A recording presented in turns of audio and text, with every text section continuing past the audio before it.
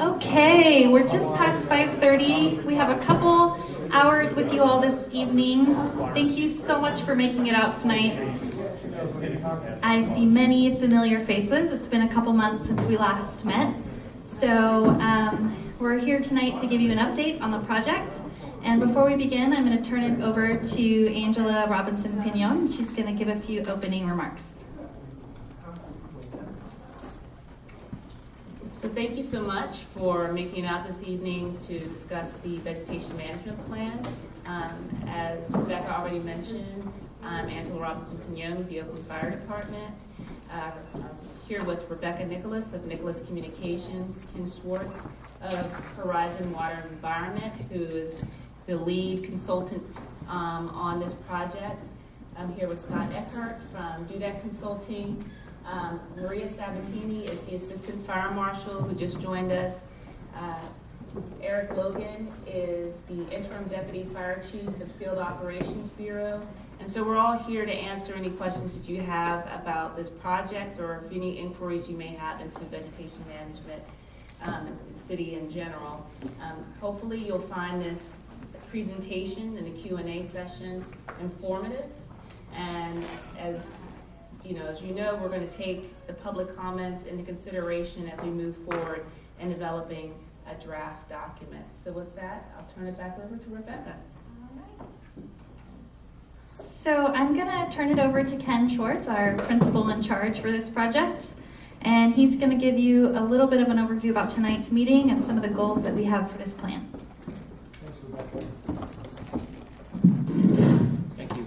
Can everyone hear me okay? Well, good. And just like Rebecca said and Angela, thank you for coming out tonight. It's very encouraging to see the level of interest in the project. It helps make the project a better project when we have community participation and input. So thank you again for coming out. And if you have questions along the way, don't hesitate to ask. But we'll also have a lot of dedicated time for questions and discussion. And for folks who have been submitting comments along the way, thank you. We do receive those. We read them. They have influence. They have impact. So tonight, really the purpose of tonight is kind of like an interim check-in with you all in the community. We met here in this room and also we had two briefings back at the end of March. I think it was March 29th and 30th, just at the end. And that was really kind of getting started, and we kind of opened it up and provided an overview of what we were hoping to do in this process and described the plan area, kind of the overall purpose of the plan, the steps involved. And we said we were going to be checking in with you along the way. And so this is one of those check-in times. And we've made some progress and wanted to share that with you. So tonight what we're going to do is walk through some of these points you see here on the screen in the bullet. The first one, I'm going to turn over to Rebecca, and she's going to talk about the community survey and the results. So we had lots of participation in the community survey, and we learned a lot of things about what people are looking for in this process. And so she'll kind of review that with you, and you'll get a sense of that. And that's important because it's important to see, well, how are people seeing this problem or this issue? What might be the solutions? From there, we'll then talk about, well, what have we been doing in developing this draft plan? And so we're going to share with you the outline of the plan. That took a while to kind of figure out how should this be structured in a good way. The methods and the methodology, we kind of introduced that maybe a little bit last time, but we hadn't really gotten into it. Now we're into it, and we can share with you kind of that methodology. It's important. And then the biological resource mapping. So this was, I think I described it a couple months ago, as the baseline mapping. We were going to go out there and map the habitats and vegetation, what currently exists out there. And that becomes really the baseline for understanding what is it that we need to do or want to do. Okay? So we'll be sharing some of that with you. And then also talking about something we're only now really starting to get into, which is once you understand what's out there and what's on site, what do you do about it? And we want to share with you kind of some ideas and how we're thinking about that. Okay, so that's what tonight's mostly about. And of course, then we'll have opportunities for questions and feedback. So with that, maybe just to start is refreshing our memory a little bit about the objectives and the goals, really the goals of the plan, the overarching goals. What are we trying to achieve here? And we showed some of these at the March briefings, and we refined them a little bit since then, based on some input, based on some thinking about the plan. But they're pretty consistent. First one here is reduce fire hazard on city-owned land and along critical access egress routes within the city's designated very high fire hazard severity zone. So maybe the part to focus on there is that this really is focused on city-owned parcels and properties. That's what the plan is covering. And also along, again, access and egress routes. That's a very important aspect of the plan.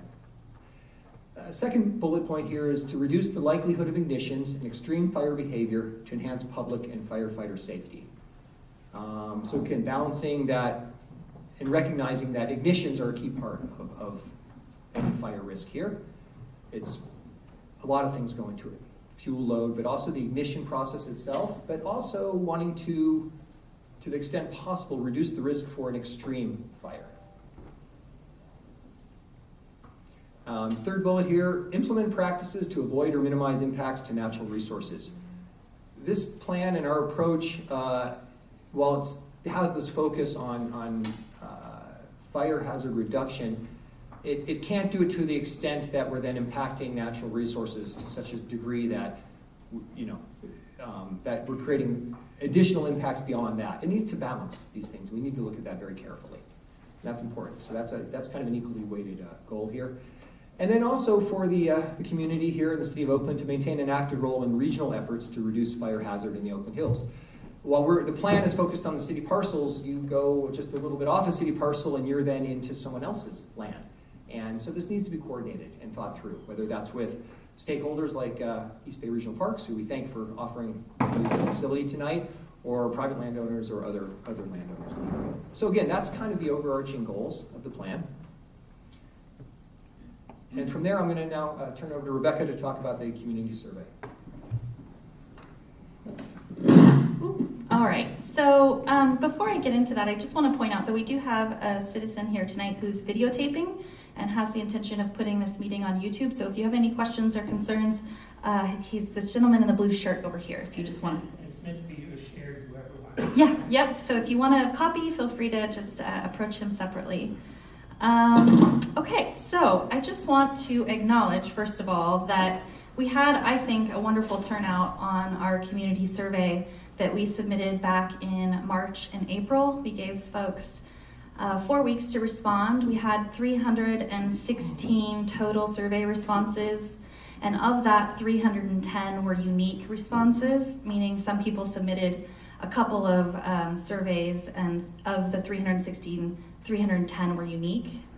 Since we all last met, we've got 332 people who have signed up to receive our email alerts, and that's growing by the day. I get 2 or 3 a day at least of people who are interested in this project. And we've gotten 1,750 website visits. So folks are paying attention in this region and are interested in this project clearly.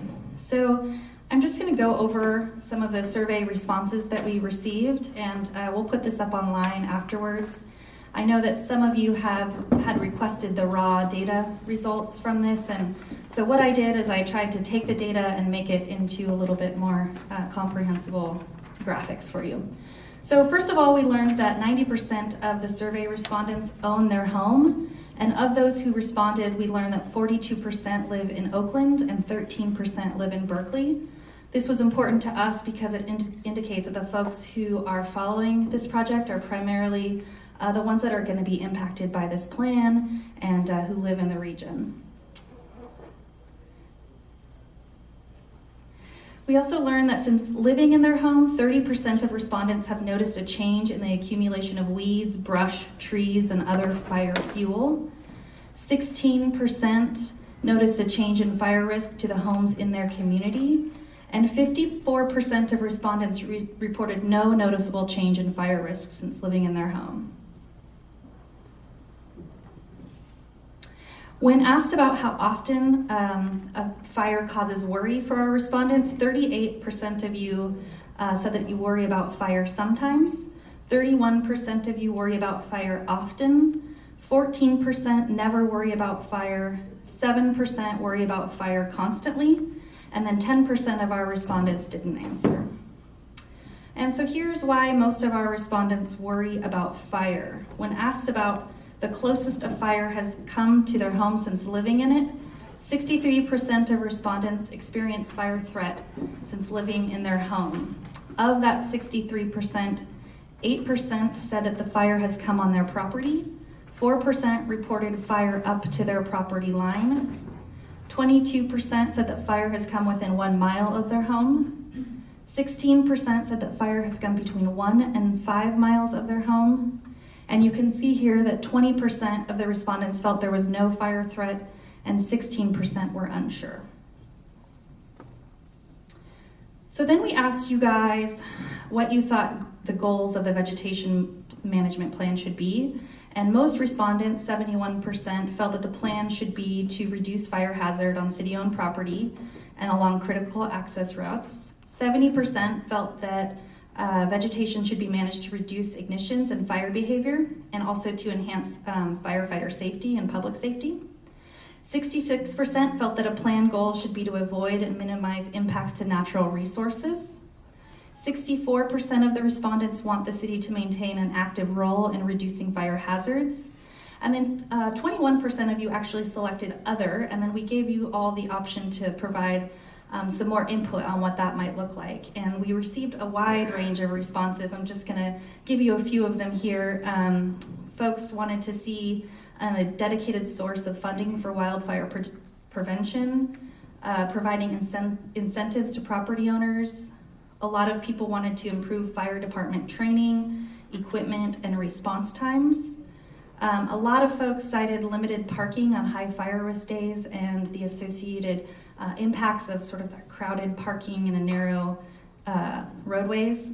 Planting more trees was cited as an option. And then there was a number of responses that were directly opposed to the idea of vegetation management as a practice and therefore to the development of a vegetation management plan.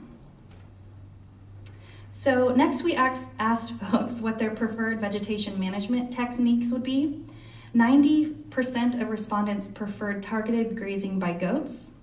80% of you preferred manual vegetation management practices such as hand labor, trimming, and the use of hand tools. 59% preferred mechanical methods such as mowing, chipping, or using heavy equipment. 17% preferred the use of herbicides.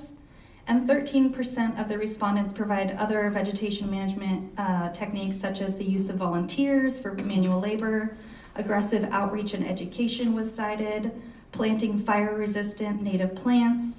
And again, of this 13%, a number of respondents really made vocal opposition to harming trees and plants and the use of herbicides of any kind. So then we asked you guys what you think reduces fire risk in your community. 52% of you cited weed reduction, limb maintenance, brush management, and removal of dead trees. 25% of the respondents cited creating a defensible space around homes, and that includes vacant properties. 23% cited removing or thinning French and Scotch broom, eucalyptus, and Monterey pines. Oh, wait, there we go. Sorry, guys. Let's see. 20% cited the need for increased fire patrols and inspections, better training and resources for the fire department, and improved fire department response times. And then 19% cited public awareness and education as a method of reducing fire risk. And finally, when we asked you guys about your environmental concerns associated with vegetation management, 38% of you expressed concern with and opposition to the use of herbicides and pesticides. 24% expressed concern with and opposition to tree removal or clear cutting. 18% expressed concern over the environmental and safety impacts of another fire and opposition to no action. 13% expressed concern with removing non-native species and restoring native habitats. 12% expressed the need for safe, eco-friendly wildfire management practices. And 10% expressed concern with careful management to ensure that the vegetation that needs to be managed is the only one that's impacted, and basically concerned with associated impacts to plants and habitats as a result. So this is just a really high-level summary of all of the responses we got. We did read every single response, and I do have to thank you again for your participation because it really has gone into the planning, the initial stages of planning for this vegetation management plan. And so to give an update of what that planning process is looking like now, I'm going to turn it back over to Ken and Scott.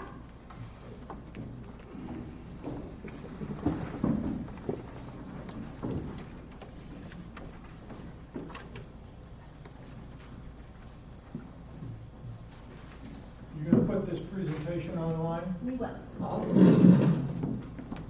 Okay. Oops, wrong way. Okay, we're going to talk a little bit about the approach here in developing the plan. But first, just take a minute here, look at the setting. We reviewed some of this before, but this is it, showing the maps here of the parcels that are under focus for the plan. We reviewed this last time, but it stretches basically along the hills here, kind of northwest to southeast, from Claremont Canyon, kind of up in the north, along Grizzly Peak Road there, North Oakland Sports Center there, just kind of south of the 24, moving along some parcels again along kind of Skyline Road there, Shepherd Canyon Park and that Shepherd Canyon area, into Montclair a little bit. There's a parcel here on 13 here, Montclair Park. A few parcels up here around Broadway Terrace and Mesoscale kind of reservoir up in that area. Diamond Canyon Park throughout Saucil Creek corridor down there. Joaquin Miller Park, well, just here, just outside the building, a large area. And then kind of continuing south there along Skyline Boulevard, Leona Heights, there along Campus Drive towards Merritt College. Then all the way down here towards Melbourne Park, the zoo, Lake Chabot Golf Course, and 2 parcels along the Skyline. Most of the kind of plan area here is in this kind of border between the ridge line along Skyline Road and say highways 13 and 580, but there are some parcels that are on the other side of 13 and 580, notably King Estates Park, which is a park in kind of more of an urban area, has a little bit different fire risk than some of the hills areas, and then Diamond Canyon also is on the other side of Highway 13.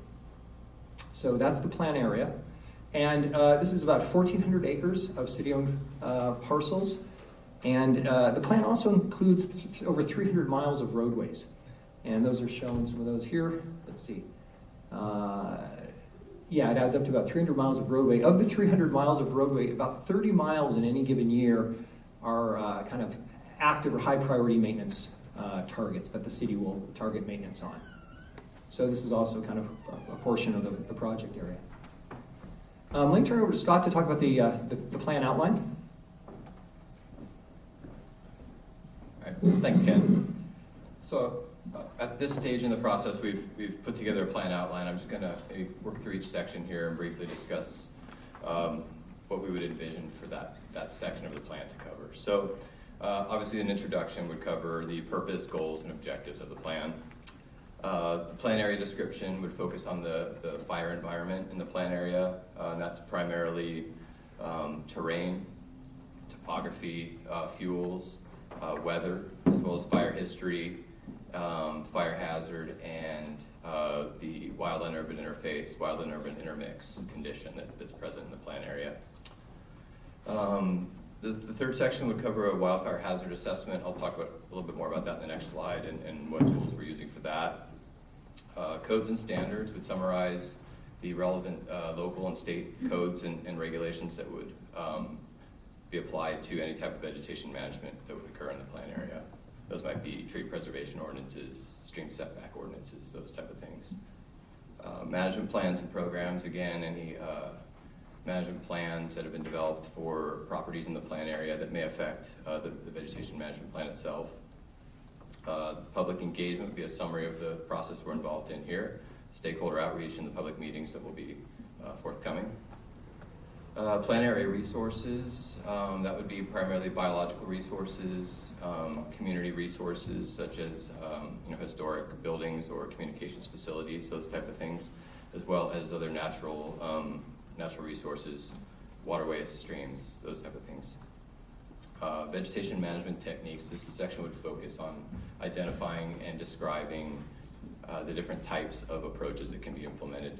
We saw earlier some survey results about biological, mechanical, chemical, and manual techniques. So that's what would be covered there. Vegetation management areas and standards. That would outline measurable standards for achieving vegetation management in certain areas. And so it would define those by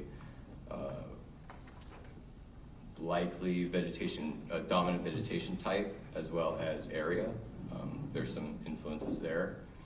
Practices to avoid, minimize impacts, maybe also known as best management practices. What type of approaches and techniques can be implemented to minimize impacts to sensitive wildlife species, for example, or slope stability. And then the final section would be plan implementation. That would outline the mechanics of how the plan is actually implemented, roles and responsibilities, the planning process that the city would move forward with each year, as well as and monitoring, reporting, kind of an adaptive management approach there. The appendices, fairly self-explanatory with the glossary of terms. If there's any terminology used in the plan that might need a broader definition. The biological resources report, which would be, I think Ken will summarize a little bit here on the heels of some of the field work that's been completed. The fire behavior hazard assessment analysis, as well as any parcel data tables that are generated in the mapping and GIS effort that we're working on. And then potentially a broader description of treatment recommendations. So in respect to the hazard assessment methodology, we're coming at it from several different angles. We've done a lot of field assessment work and mapping to look at vegetation conditions in the plan area, terrain, the layout of the city-owned parcels and roadways as it covers the plan area. Doing a lot of geographic information systems, or GIS, mapping and analysis work. Again, we're looking at similar things. We're looking at terrain, vegetation distribution. We're looking at land ownership. We're looking at the proximity of structures to plan area parcels. And then we'll, in the process of working on developing some fire behavior modeling for a portion of the plan area to look at where we may have extreme fire behavior potential, which may need to be mitigated. And then finally research, and that's communicating with the Oakland Fire Department and trying to better understand their current practices, as well as other nuances, if you will, to the plan area. For example, known ignition locations that maybe would not be represented in a mapping environment.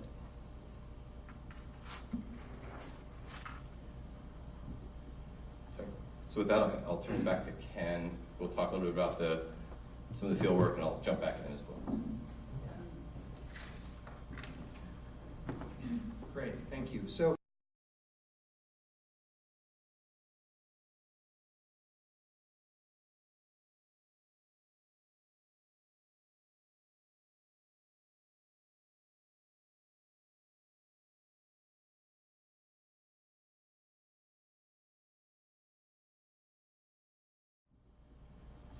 So with that, I'll turn it back to Ken. We'll talk a little bit about some of the field work, and I'll jump back in as well.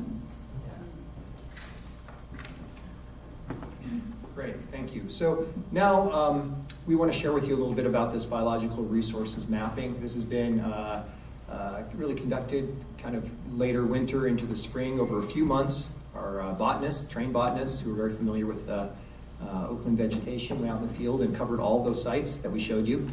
And they really, the idea was to document existing biological conditions within the plan area. When you go out to do kind of a botanical survey of this scale, scale is important. You know, if you're doing just someone's backyard, it's a different type of level of detail. When you're doing 1,400 acres, you have to have kind of a reasonable approach. And so the methodology that was used is an approach called the California Wildlife Habitat Relationship System, or CWHR. It's referenced here by Meyer and Landslides in 1988. And so this system was specifically chosen because it's appropriate for California landscapes like we see here, Mediterranean climates. It's used throughout California. And it's a system that's also kind of appropriate for the scale of mapping that was done. And the minimum mapping unit was 0.1 acre. So our botanists were out there and they were kind of looking at, reviewing an area and saying at that scale of 0.1 acre, what is the dominant vegetation type? The way this classification works is that it's broken up into vegetation habitat classifications, including I'll just read them off here. Freshwater emergent wetland, chamise, redshank chaparral, valley foothill riparian, perennial grassland, redwood, coastal scrub, eucalyptus, closed cone pine cypress, annual grassland, coast oak woodland, and urban. Urban meaning kind of a built environment or road or parking lot, that type of thing. So with that, we want to show you a couple examples of the results. And again, this is important because this becomes the base of what do you do with these areas. First, you understand what's there. So this is the Grizzly Peak parcel. So just to orient us here, Grizzly Peak Boulevard here, along kind of road crest here. Here's Tunnel Road coming up. And kind of meeting over here. Here you see Highway 24, Caldecott Tunnel here, coming through the other side here, Fish Ranch Road up there. Okay, and this photo, can you turn off these lights up close here? Maybe these, might be nice if you just turn off these lights so folks can see the pictures a little better. I don't know. Can people see this or is there too much glare? It's okay. All right, so this photo here, just to give you a sense of where we are, just an example. That photo there is basically standing on the big S turn here, looking along the ridge line this way. Okay? And as you look at the map here and the distribution, the legend is down here. Can folks see the legend? The categories. So, as you see, if you're familiar with this parcel, this is kind of a west-southwest facing slope. There are some minor ravines that kind of, and draws that kind of cut through the slope itself. Oh yeah, that's good. Thank you. And you can see there's kind of a variety and mix of vegetation types there. So just to kind of summarize, we see in the green there is the closed cone pine cypress, shown in the green. And what's interesting that we found was that if you looked at the 2014 FEMA EIR, which is just a few years old now, and I guess the mapping for that was probably done sometime before 2014. In any event, a lot of the habitat that's shown in our map of closed cone pine cypress was mapped as coastal scrub at that time. So there's already been a transition and a change, which is interesting to note. And that's why, again, when you come out with a work like this, you have to use current resources and references. So in this area, Monterey pine has become more dominant. It's now mapped as included in the closed cone pine cypress habitat. The canopy is relatively open in those areas, and there's an understory has shrubs similar to coastal scrub. The coastal scrub area, it's kind of more of this pinky color here. And why it's shown as kind of different hues here or tones, that's simply because the under mapping darkens it up because it's just a little more dense vegetation over there. So it's not a different type, it's just the color is a little bit different as shown. But the coastal scrub areas are dominated by shrubs such as a mix of coyote brush, California sagebrush. There's poison oak in there, French broom, they're subdominant shrubs, and bracken fern is also common. There's the understory is mostly herbaceous, fairly weedy, and some annual grasses. We found that it was more diverse than some other coastal scrub areas that were dominated only by coyote brush. So a little bit more of a mix of vegetation types here. And scattered emergent Monterey pine and coast live oak throughout. So that's kind of a little hard to see here, but in this photo. And then the coast oak woodland is mostly dominated in this area by coast live oak, and the canopy was relatively open. So if you look at the next kind of pictures here, these are all on that parcel, looking at it from different ways, but you can kind of see, again, some of the typical vegetation there for the closed cone pine cypress community, coastal scrub community, and the coast oak woodland. And as you get into these sites, again, whether the slope is facing a certain orientation, that level of subtlety does influence the density of the vegetation, the mix of vegetation, et cetera. So we want to share with you kind of an example here, and then we also want to, I'm going to bring Scott back up now and talk to you about how we're looking at this in terms of techniques and methods. I'll put it back to there. Thanks, Ken. So Ken's given you a great summary of the vegetation types, and part of our hazard assessment is looking at those vegetation types. But I thought I'd talk a little bit about this site, for example, about some of the other things we're looking at. So first is position relative in the hills. We have a ridge top, essentially a ridge top location here. So what that can translate to is higher wind speeds, and you can also get multiple wind directions on a ridge top from different sides, which can affect fire behavior. We have a southwest facing slope, southwest facing slope. Greater solar exposure typically dries out faster, so your fuel moistures are low. We have potential ignition sources along the adjacent roads. We also have adjacent homes on both sides, both at the top and at the bottom. We have slopes that are fairly steep here, 60% and greater. It's not uncommon on this particular property. Some of the fuel conditions we saw, we have some flashy fuels, grasses, those that dry out quickly and ignite and burn quickly. We also have some ladder fuels present in the tree-dominated areas, and ladder fuels are those that would carry a ground or surface fire up into a tree canopy, potentially, under certain conditions. And we also have, in addition to the adjacent homes, we also have a community asset there at the top, the northern corner there with the communications towers. So when we're looking at an area like this and we're starting to develop vegetation management recommendations, we are considering the vegetation, but we're also considering some of these other factors as well. So with that, I'll turn it to Ken. I think we have another couple example areas, and I'll talk about some of the differences with those two.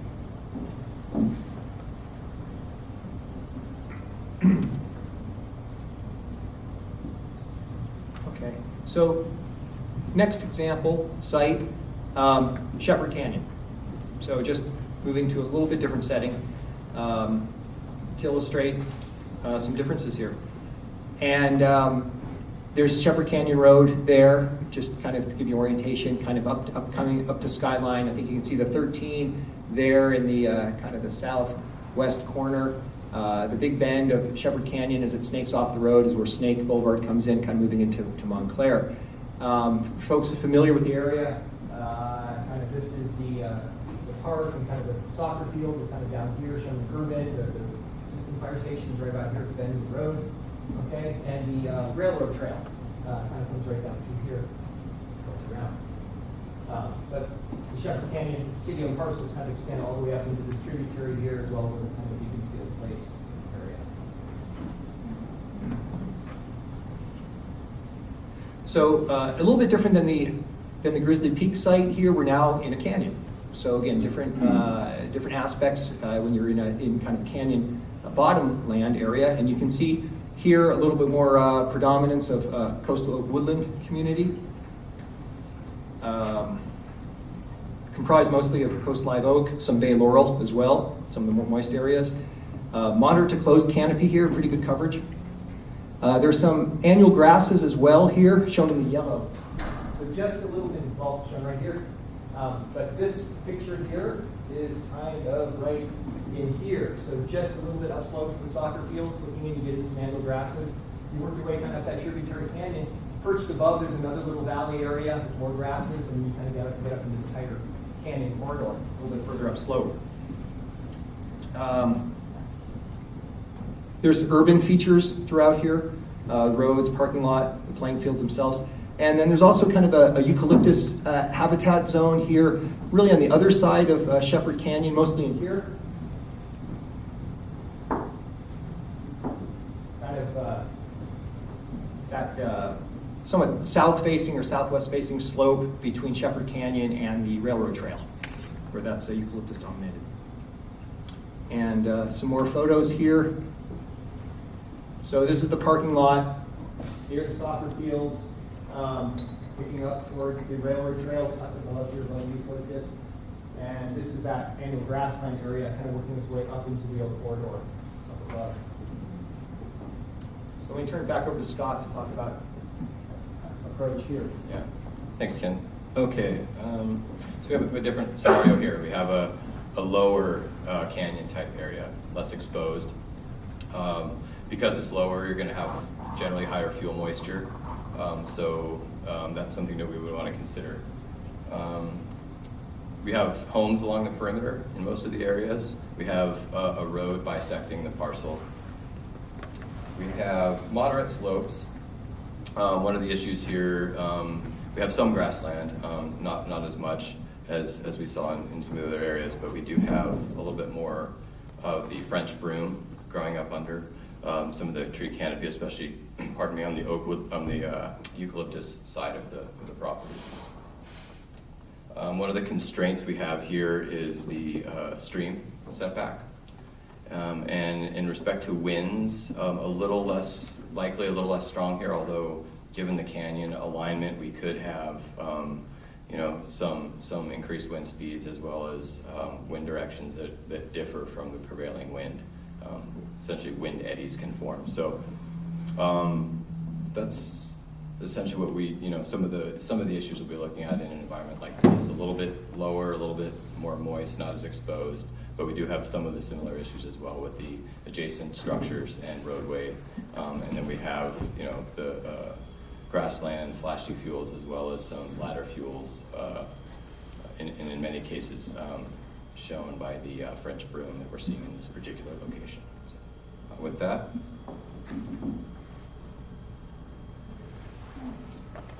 Great, so we'll go on to another example site here as kind of a, components, the building blocks of the plan here. And this one is Skyline Boulevard, but now we're south here. That's Keller Ave, kind of the junction of Keller and Skyline. And showed this as an example because a lot of the plan area, they're not all large areas like Shepherd Canyon or Joaquin Miller or even the Grizzly Peak line. Some of these are kind of discrete or smaller parcels that are kind of spread along throughout the hills here. And so that's what we see here along the roadside here along Skyline. And if you can make out the colors here, you kind of see it's, again, a mix of, there's some closed cone pine cypress there along Skyline, a little bit of annual grassland there, mix of some of the scrub and the coastal woodland, and some eucalyptus as well, kind of paralleling along the road. To note here, in the closed cone pine cypress community, a number of mature Monterey pine and Monterey cypress trees with a herbaceous understory. That currently is kind of mowed and maintained under current conditions. As far as the annual grassland, just a little bit of it here. And we see that's mostly wild oats and herbaceous weedy vegetation. So with this, Scott. So here we have a little bit of a different scenario. We have more of a linear alignment here. We don't have a larger parcel. There are some city-owned parcels, but this is also one of the critical roadways that the city maintains. So we have, in many ways, what can function as a fuel break along the ridge line there. There are opportunities to partner with the adjacent landowner, basically in this location here, which is East Bay Regional Parks. So I believe the current condition is that there's collaboration to maintain vegetation on both sides of the road, which can, as I mentioned, help function as a nice fuel break. Slopes here, we're a little bit further south in the plan area. But we do have some fairly steep slopes that come up to the road, 50% slopes and greater in some locations.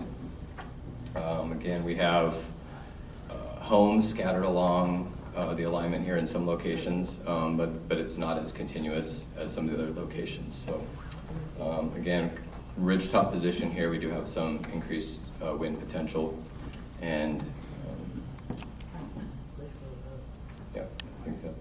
again, so I think that summarizes this slide here. So turn it back to Ken. Sure. And here's some examples of that location. Maybe you've been up there, the southern end of Skyline, and these are all photos of the vegetation communities in that area. So what's next? Well, before I go to what's next, what we wanted to do here, part of today's presentation, was to share with you some of these, what we've been working on. And so through these three examples, and this was all kind of, the mapping was done in the field and then translated through GIS and mapped in a GIS system, so now that's a digital system that's available. And that's what we're doing for the plan area. And then based on that, based on those conditions and site-specific conditions, there'll be recommendations for the treatments that will be applied at those areas. So that's where we're going. And this is a snapshot of what we've been working on the last couple of months. In terms of what's next, where do we go from here? Well, I guess this nice calendar kind of shows you the spring. We had those earlier stakeholder briefings, communication. We got feedback, input from you. conducted the community survey. We learned more about the focus and what's important to people through that process. And then in parallel, we were conducting these field assessments and the GIS analysis and the modeling research. That's kind of what's been going on till now. And now we're here at the public meeting in June.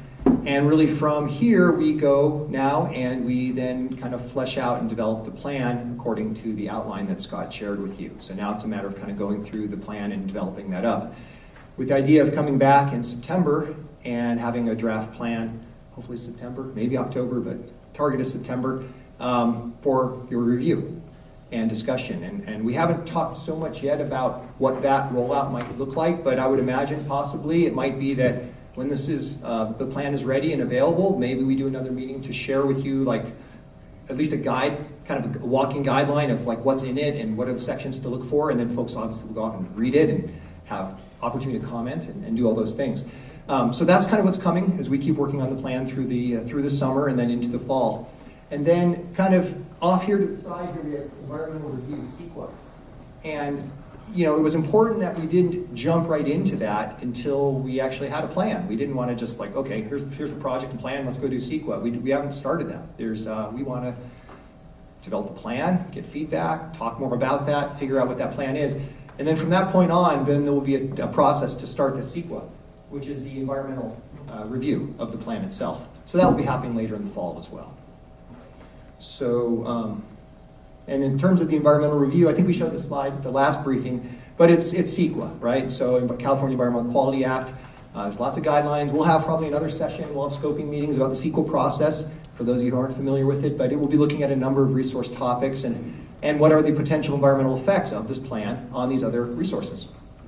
That's the point.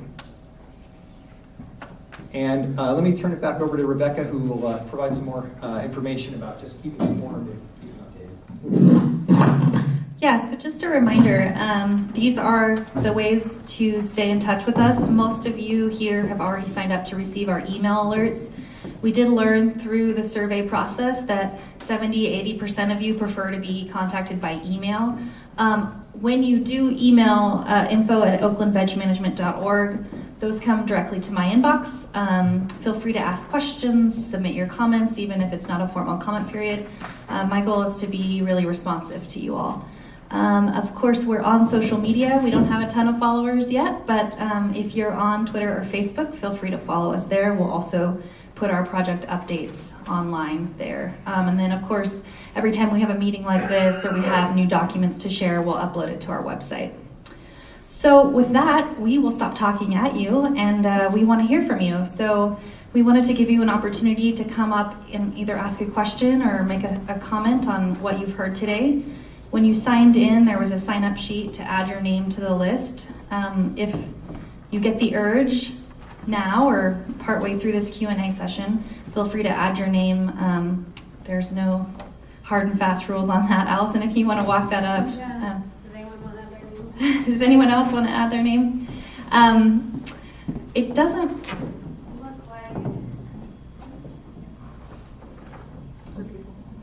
Look look like we have a huge list, maybe half a dozen people. So there's another sheet in the back if you want to make your way there, or Allison can bring it to you.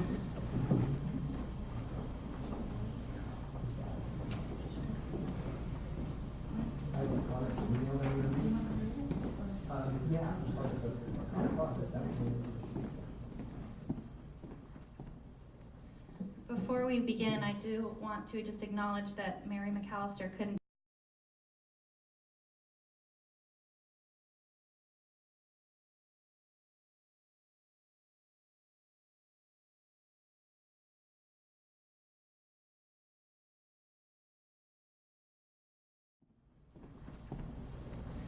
Before we begin, I do want to just acknowledge that Mary McAllister couldn't be here today, and she put her name on the list to speak first, and so I'm going to read her comment on her behalf.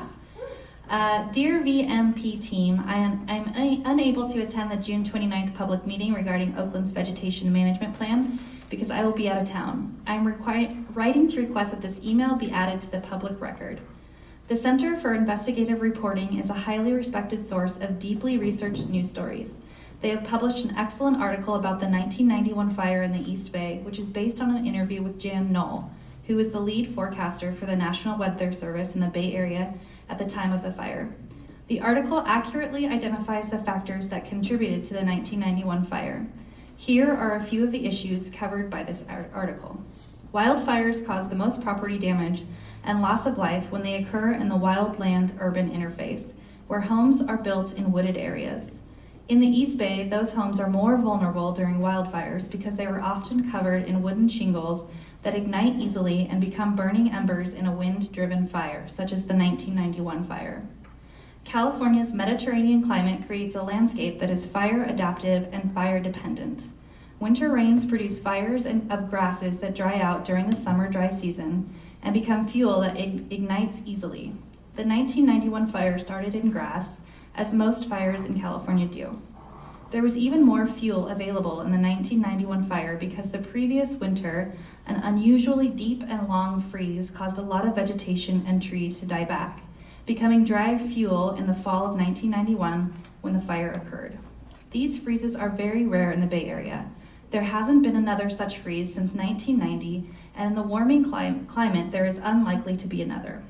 Finally, the Bay Area infrequently experiences strong winds during heat waves. The wind originates in the hot interior and blows into the cooler Bay Area. These are locally called Diablo winds, and they create unusually dangerous fire conditions because they create even drier conditions in which ignition is more likely, and then they drive the fire rapidly through the dry fuel. The CIR report concludes with wise words from Jan Knoll about how to reduce fire hazards in the Bay Area. The largest, and I quote, "The largest issues identified after the 1991 fire were mostly related to firefighting. These included better communication between agencies, standardization of equipment, and ensuring defensible space around homes." And then she cites the full article. Thank you, Mary McAllister. So thank you, Mary. Sorry you couldn't be here tonight. Now I'm going to call the first three speakers so that the second and third can get ready. We have Isis Farrell, Dan Garcetti, and Leon Hovland. Sorry if I'm saying your name wrong. All right, come on up. Oh, sure. Hi, my name is Isis Farrell. I'm a member of the coalition. I'm a member of the coalition to defend East Bay forests, but I'm representing only myself today. City communications with the public continue to be absolutely abysmal, and has many of us wondering just how sincerely interested officials really are in public involvement. I've been involved in the discussion about the Vegetation Management EIR for over 12 years. Back in 2005, everyone involved in the process refused to make a mailing list to send out updates and insisted we had to monitor various city web pages and tiny ads in newspapers. Hardly anyone knew about the FEMA EIS scoping meetings until neighbors got the word out ourselves and packed the last session. I see the same thing happening here again. I've signed up for email notifications for the Vegetation Management Plan, the Wildfire Prevention Assessment District, and the fire chief hiring process, but received no notice from anyone about the May 24th Public Safety Committee agenda report related to the WPAD and the Vegetation Management Plan. I found out about the May 31st and June 1st Vegetation Management Forums well after the fact. I recently attended a meeting about hiring a new fire chief, where a city representative pondered why those meetings were not as well attended as those hiring a new police chief. But it's not a mystery. The meetings were badly publicized. Not to mention that most people in Oakland know that the chances of being killed by a cop are far greater than being killed in a fire.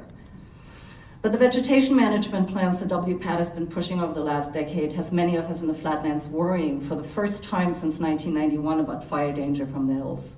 And it's not reassuring that another of these meetings is being held in the hills, where it's hard for people from the flats to get to, instead of a central location like City Hall, which validates the concern that this EIR process will be biased and prioritize the voices of some over those of others. This is not a hills issue. The fire risk in the hills spreads to the flatlands, and the fire risk in the hills is human development, not plans. The mayor's task force found that it was primarily tinderbox houses that spread the 1991 fire. Houses set trees on fire. Exploding gas lines rippled through the hills. An EIR is not done for a little pruning, but implies extensive vegetation management activities that will cause substantial environmental impact. The survey questions clearly demonstrated the vegetation management in this plan will be focused on destroying plants. We know the folks from the WPAD want to destroy trees, and if you cater to their wishes, you will increase the fire danger for all of us as fires spread faster if trees are removed and grasslands take over, or pesticides or other chemicals are used that are flammable and emit toxic fumes when burned. The WPAD, which should have ended when residents in the district voted for it to end, has long promoted unscientific fear-mongering that aims to drastically alter the Oakland landscape and ecology under the guise of fire safety, when in reality it would ultimately endanger Oakland and surrounding areas with fires that spread faster and further into the flatlands. What's keeping us safe from catastrophic fires are those big trees that precipitate fog, drip, and provide wind breaks. And if you threaten them, there are many community members who are prepared to keep the trees safe from you. Any vegetation management that requires an EIR is too drastic. Instead of spending public money on destroying plants, it should be spent on relocating residents who are afraid of trees to somewhere they would feel safer. Choosing to live in the hills is not a prerogative to deforest. Buying a plot of land should not grant someone control over the surrounding ecology. People who are afraid of trees should not live in a forest. I never got a response to the questions I asked the first stakeholder briefing, so I'm going to ask some of them again. How will this vegetation management plan differ from the plan in the FEMA EIS? How are you planning to cut down trees? How many, where, and which ones? In the fact sheet you sent out and what was echoed here again, what does treatment mean? Are you planning to use pesticides? Which ones, where, how much, how often? Are you aware that Oakland prohibits the use of pesticides for fire prevention purposes? Do you know the health and environmental effects of any chemicals you plan to use? Why are these events held in the hills, where it's difficult for people from the flatlands to get to? Why are they not held in a central location like City Hall, where we're all stakeholders of our forests? If the people of Oakland oppose the plan, will you stop its implementation? Thank you. Thanks, Isis. I don't think we are in a position at this early stage to answer a lot of those questions, but Ken or Scott, do we have any information on how this might be different than FEMA? I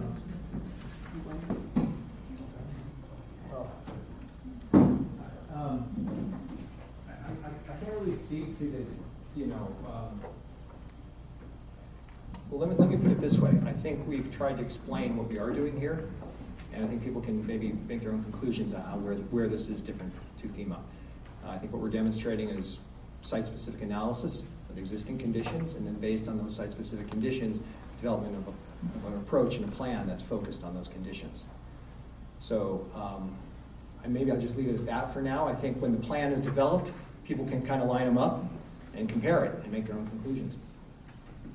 Yeah, can you say something, though? You showed us 3 different... Sorry, we're going to just go through this list. If you want to ask a question, I just ask that you add your name to this, and then the whole room can hear the question and we can try and respond to it. Just, Isis, in response to your question about meeting in city proper, I hear you. We will remember that for the next round of meetings. That's a fair criticism. Again, when you sign up for our email alerts, this project team is committed to keeping you informed by email, making sure you know of the meetings. We can't attest to all of the city's meetings, but I know that they're committed as well. And I can answer that. Sure. So the meeting that was referred to was not a WPAD meeting, it was the Public Safety Committee of the City Council. So there's, good, bad, and indifferent. There are different email lists to sign up for. So there are meetings pertaining to the Oakland Vegetation Management Plan will provide that. City council meetings, they have, there's the City of Oakland meetings, sign-up lists, like if you're interested in public safety, planning commission meetings, you can check off which meetings or which groups you're interested in participating in. So I apologize that you weren't given any notification about, the public safety meeting, but that's a separate email list. There's another opportunity. Why? Pardon? Why? It was about the vegetation management plan. Why were we not notified that it was up in front of the public safety committee? That wasn't primarily about the vegetation management plan. It was That was also. about, it was also, and perhaps in the future we can add that to an announcement. But that was primarily about invoicing for privately owned properties and no, not public properties. The vegetation management plan is about public properties. So there was an interest in discussing property inspections of privately owned properties, what the training was, if there was concern about invoicing. Are you talking about the vegetation? Okay, I have a lot of people on this list, so I'm going to No, interrupt it's a this separate one-on-one process. It's a separate conversation. It shouldn't be. Ken, did you have something you wanted to add? Yeah, I just want to respond or make a comment regarding location of the meeting. Oh, sorry. Just as far as location of the meeting, and we hear you, and I think we can, at the next meeting, we can do that downtown or City Hall or find that's fine. But in defense of why we chose to have a meeting here, it's because I've been in a number of projects where you don't have a meeting in the plan area, and people then say, well, why are you doing it, outside of the plan area? Have the meeting where the people, or we're in the area of the plan. And so it wasn't a strategy here to exclude anyone, by no means at all. The strategy here was to have these meetings or these briefings in the locations that are directly kind of in the middle of this plan area, and that was all. It was just that simple. So going forward, we can have meetings downtown and at the City Hall. It's easy. Okay, I don't see Dan in the room. Oh, sorry. Hi, how are you? Come on up. And then we have Lion Hovland, and then we have Lynn Barron. Actually, I'd like to be able to control the meeting by keeping this microphone open. Okay. Thank you, Dan. Is it okay if I turn it around? And face You the may. screen? I think that comes off of the hook if you want to. Or, yeah, just do that. Look at that. So I'm Dan Grissetti. I'm the founder of the Hills Conservation Network, a group that's been involved in these debates for quite a while now, and we've actually just finished up our third lawsuit recently. And hopefully this will be the last. It'll be the last one. We won't have to do any more. And so we're approaching this from the standpoint of hopefully everybody involved in this process and in this room has learned something as a result of everything that's happened in the last 10 years. And maybe, just maybe, we'll try and do something differently so that we can actually move forward and with sort of a unified approach that everybody is okay with, or everybody's not okay with, but equally not okay with.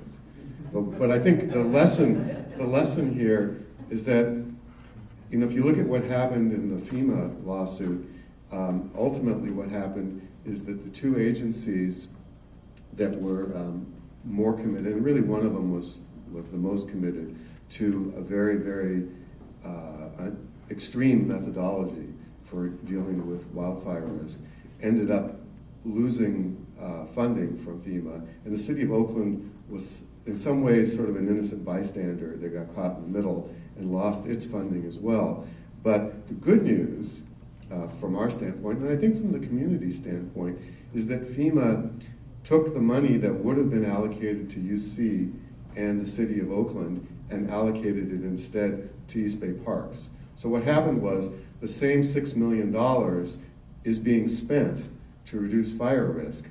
But the lesson out of this, we think, and we hope that folks embrace, is that reasonable, rational practices that have broad community acceptance are more likely to go unchallenged in the courts, whereas extreme methodologies are far more likely to be challenged. And I think all of us who live here would like to see progress made on this. And I was interesting looking at the survey results. Thank you very much for going through those. That, it seemed like the majority of people who responded to the survey wanted minimally invasive methods employed to deal with the hazard. And I think that's where we're at.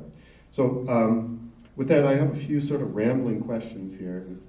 Pardon me in advance for their randomness, but here goes.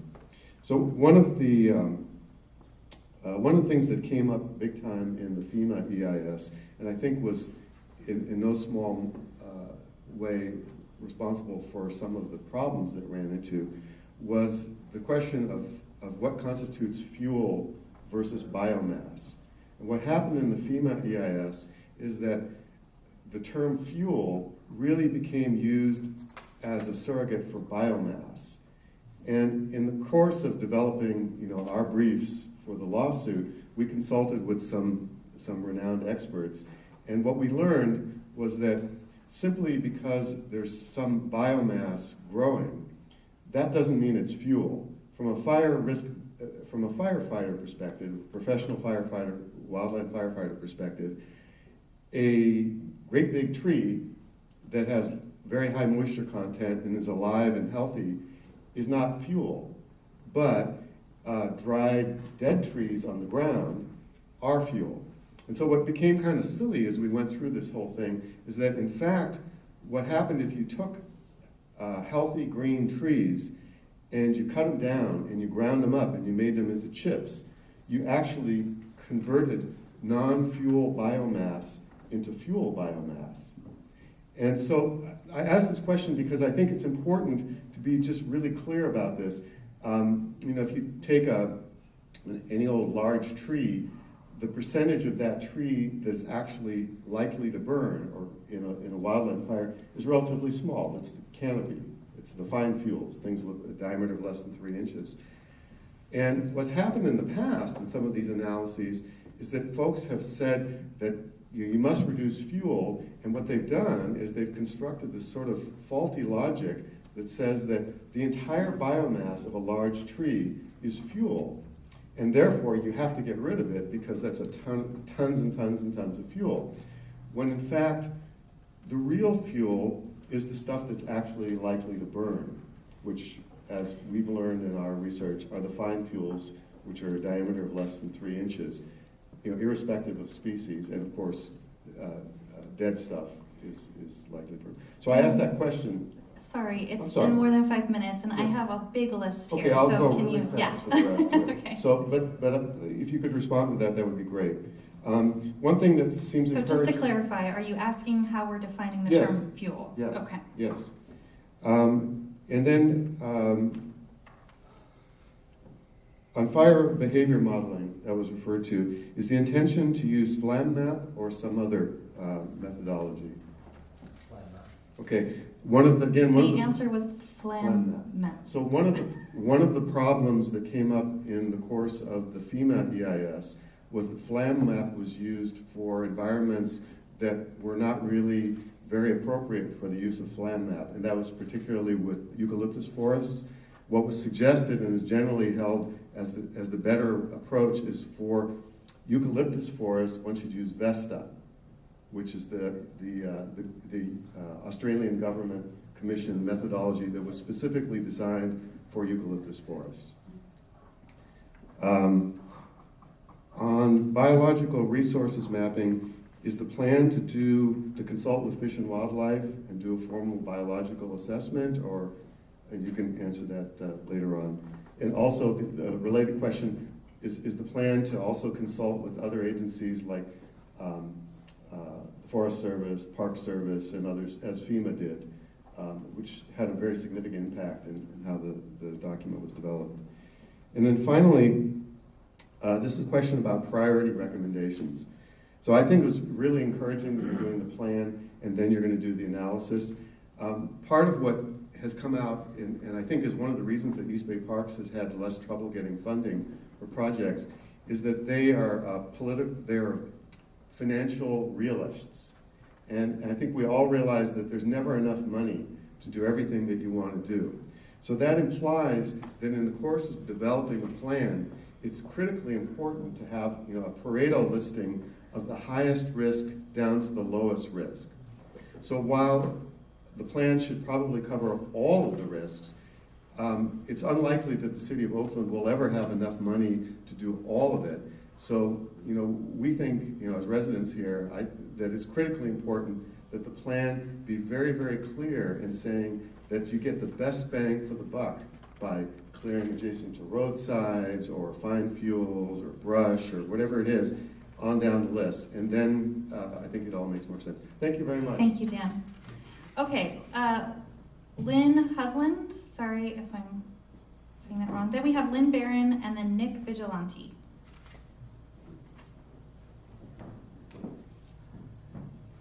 And then because we are going to take up this full hour, I would just ask if you folks could try and keep your comments between 3 and 5 minutes. That'd be really appreciated. We all want to decrease the risk of fire in the neighborhoods where we live. That's what we're most interested in. I witnessed the 1991 fire. I've lived in the hills for 43 years. Eucalyptus and other non-native vegetation have been blamed for the fire. And as Mary McAllister said, she had read an article recently, I have it here, it's very convincing, that it was weather that was the main cause of the fire, especially the wind, the Diablo wind.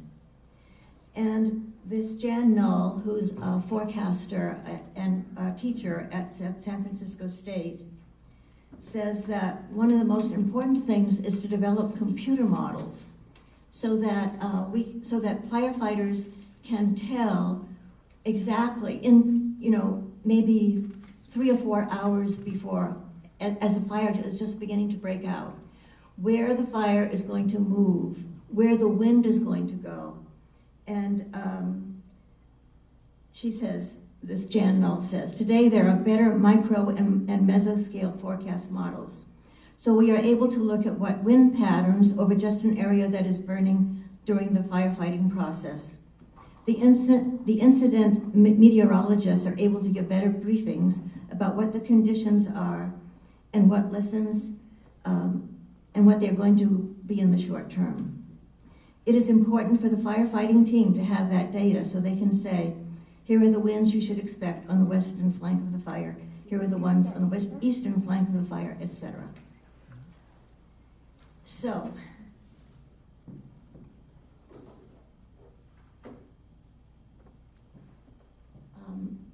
I think there appears to be a controversy about whether non-native vegetation, about eucalyptus and other non-native vegetation that were blamed for the fire. And I want to make sure you know that I and many other people who live in the hills and witnessed the fire saw native vegetation burn in the fire, and certainly coyote brush, which we heard is predominant in some of these areas that are going to be studied, is extremely flammable.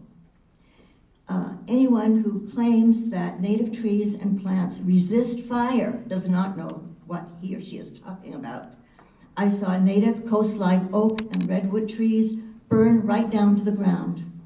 And I've seen them come up since, and they're exactly where they were before the fire. But they did burn and created embers that spread to houses and throughout the fire area.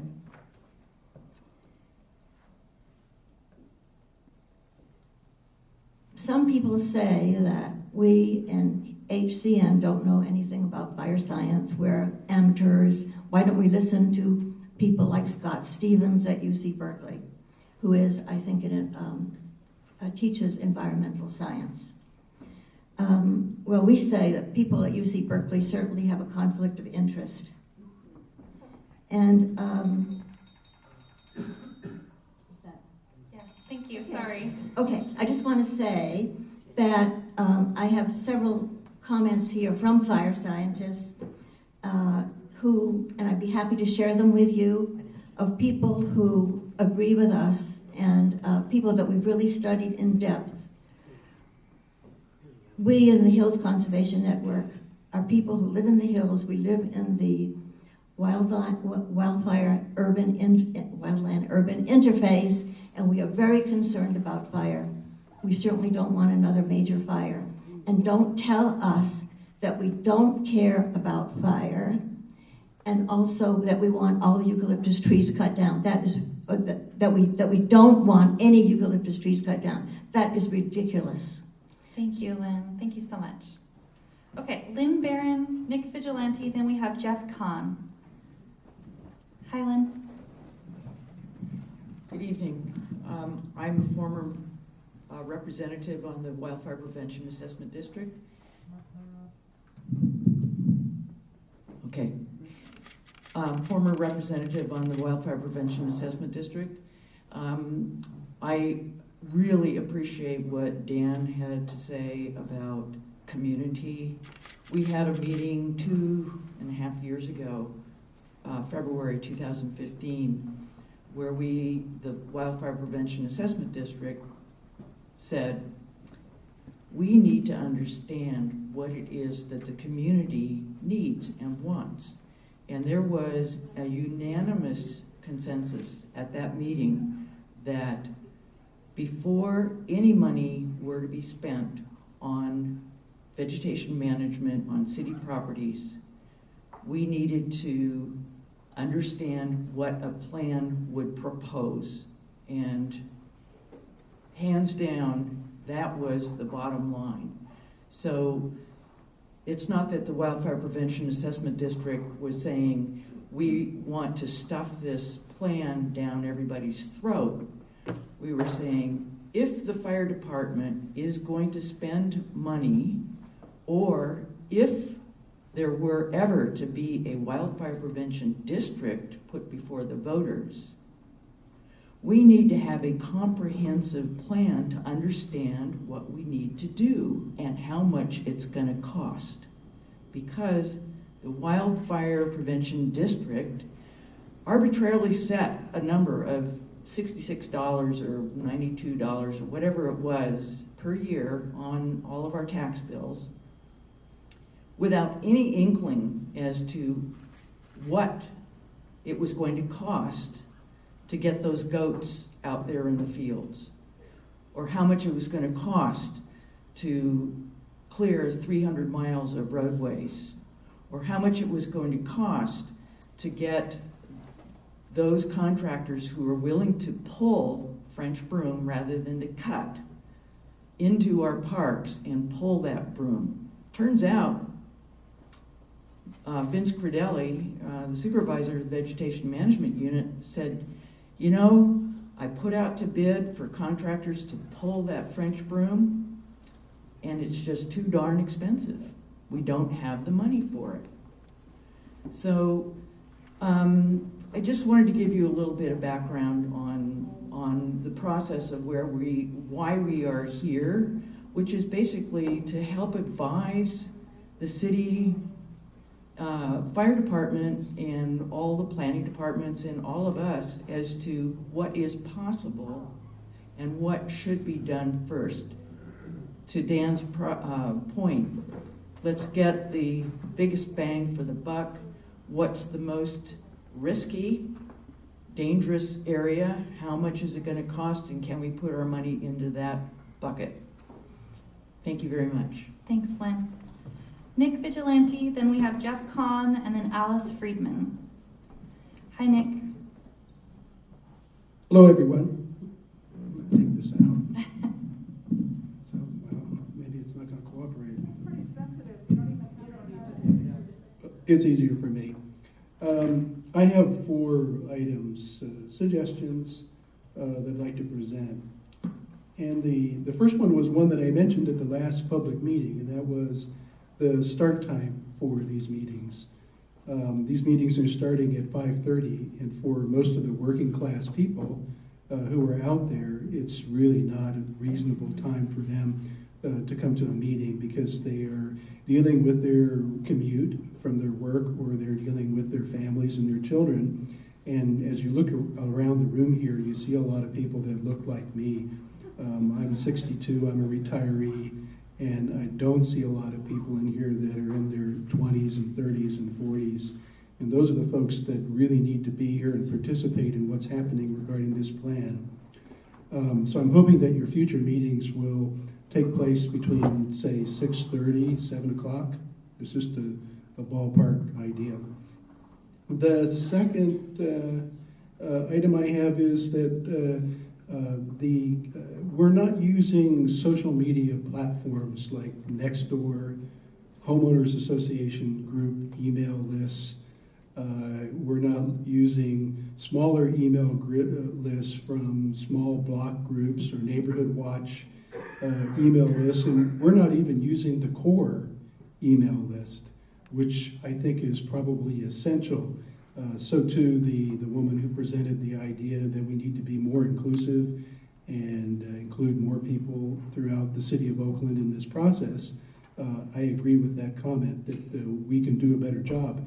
In fact, myself, Carolyn Burgess, and Lynn Barron are the only ones who are taking your meeting notices and putting them out there on social media. And I think that there are a lot better ways to present that information out. The third item I have is minutes.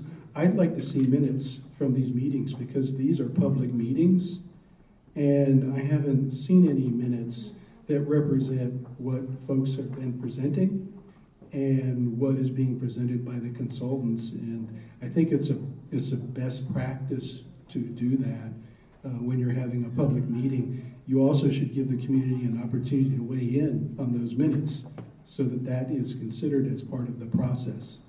The last item, which I have shared with the Assistant Fire Marshal, is I'd like to see for vegetation inspections, not all of them, but where it can happen, where it's possible, the use of drones for that. Because believe it or not, they're used for agricultural applications, they're used for insurance applications, and I think that they can easily be linked with the GIS so that you have a seamless transmission of information regarding parcels. And I think that you'd have to select which parcels are appropriate. That's the task. But I think it might save the city a lot of money, and it could be used for better purposes. So with that, I'm going to conclude because that's all I have. Thank you. Thank you so much. It's good feedback. Jeff Kahn, we have Alice Friedman, and then Bev. Hi, Jeff. Hi, I'm here representing the Rockridge Terrace Homeowners Association, which is a community of about 350 homes just to the west of Lake Temescal. Almost all of those homes burned in the fire street.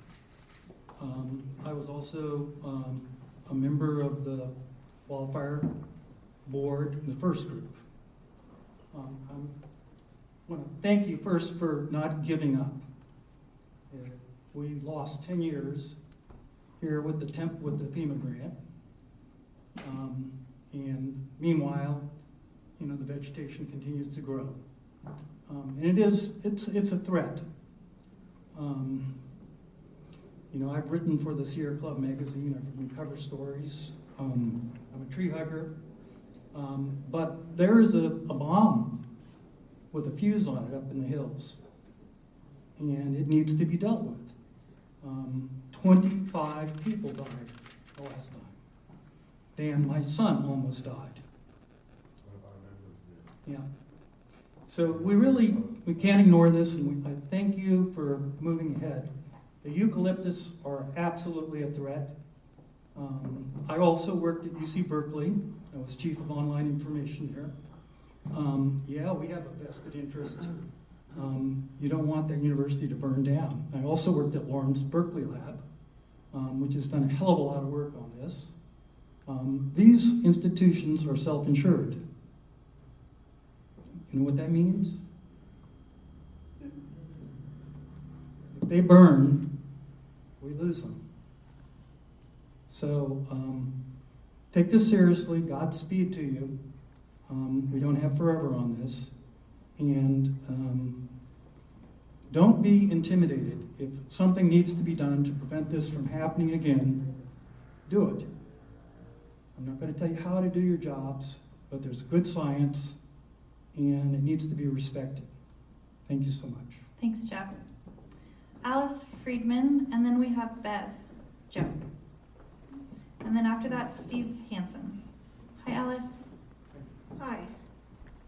I just want to say that even before our house burned down in the Oakland firestorm, I'd already been reading books about the history of wildfire in America, most of them by Stephen Pine at the University of Arizona.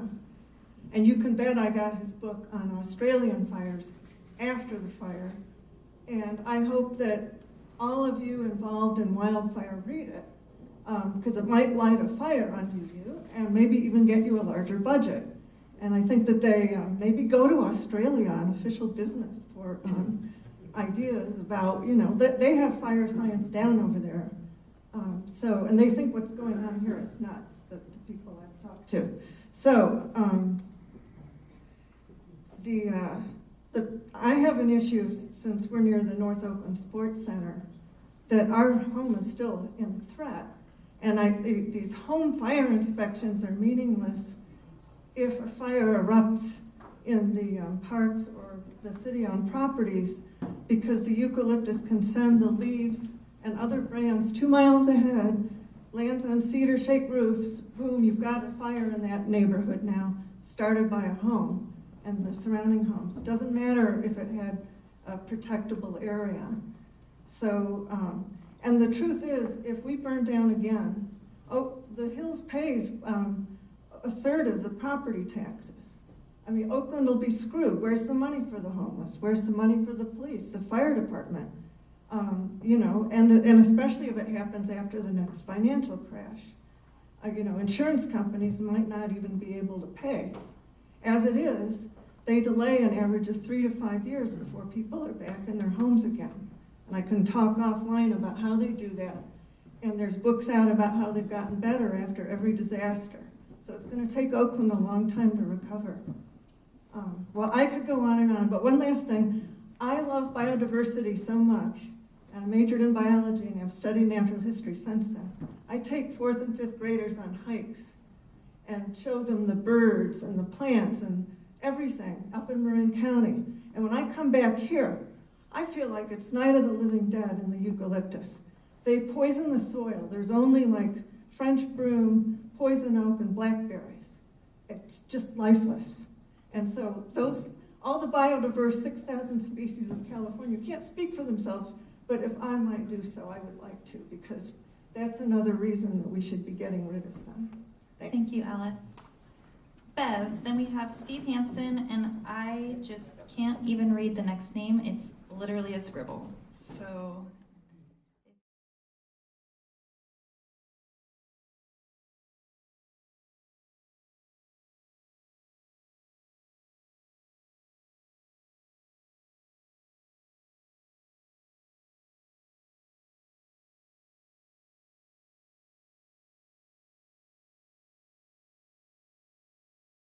Thank you, Alice. Bev, then we have Steve Hansen, and I just can't even read the next name. It's literally a scribble. So if your name is a scribble, you're on the list. Hey, Bev. Thanks. Hi, it seems clear we're all against more fire. We have, seems like a major disagreement about how to prevent that.